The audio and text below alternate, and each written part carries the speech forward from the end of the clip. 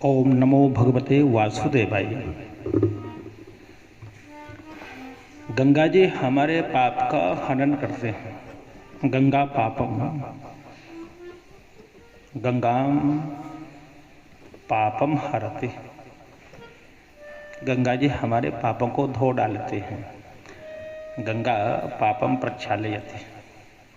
उसी प्रकार से महाराज शशि तापम, चंद्रमा हमारे ताप का हरण कर लेते हैं, क्योंकि चंद्रमा में शीतलता होते हैं, अतः हमारे पापों को हर लेते हैं। गंगा पापम शशि तापम दैन्यम कल्प तरुस्तथा, और सुर तरु हमारी दरिद्रता को हर लेते हैं, हमारी गरीबी को कल्प वृक्ष दूर कर देते हैं। जो इच्छा करहु मन माही, तो राम कृपा कछु दुर्लभ नाही। उसी प्रकार से पापम तापम च दैन्यम, तीनों को गंगा जी हमारे पाप को हरते हैं, चंद्रमा हमारे ताप को हरते हैं, और सुर तरु कल्प तरु हमारे दैन्य को हरते हैं, दरिद्रता को हरते हैं, गरीबी को हरते हैं।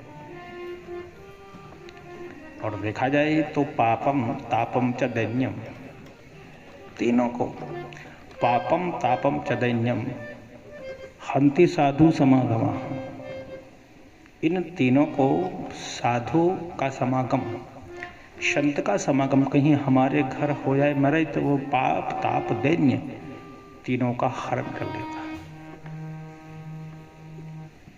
हंति साधु समागम। गंगा पापम शशि तापम दैन्यम कल्पतरुस्तथा, पापम तापम च दैन्यम हंति साधु समागम। सज्जन पुरुष का समागम, साधु पुरुष का समागम, सत्पुरुष, इन तीनों को एक साथ हरण कर लेते हैं। महाराज कहीं साधु का समागम हमारे घर हो जाए, जिस गृहस्थ के यहाँ साधु का समागम हो जाए, तो महाराज ये तीनों का हनन हो जाता है, तीनों को हर लेते हैं, पाप ताप और दैन्य। इसलिए हमारे जीवन में सज्जन पुरुषों का समागम होता रहे, संत पुरुष हमें जीवन में मिलते रहे। भगवान से हम यही प्रार्थना करें, यही कामना करें कि हे भगवान, हमारे जीवन में सत्पुरुषों का समागम बना रहे, क्योंकि सत्पुरुषों का आश्रय महाराज बड़ी मुश्किल से प्राप्त होता है। हम चाहें कि हम किसी सज्जन से भेंट करें, नहीं, ये तो महाराज देव अनुग्रह से हमें प्राप्त होता है। इसलिए बस ईश्वर से कामना करते रहें कि सदैव सत्पुरुष का हमें समागम मिलता रहे, आश्रय मिलता रहे, क्योंकि सज्जनस्य संगति ही सर्व पाप ताप शोक विनाशकम।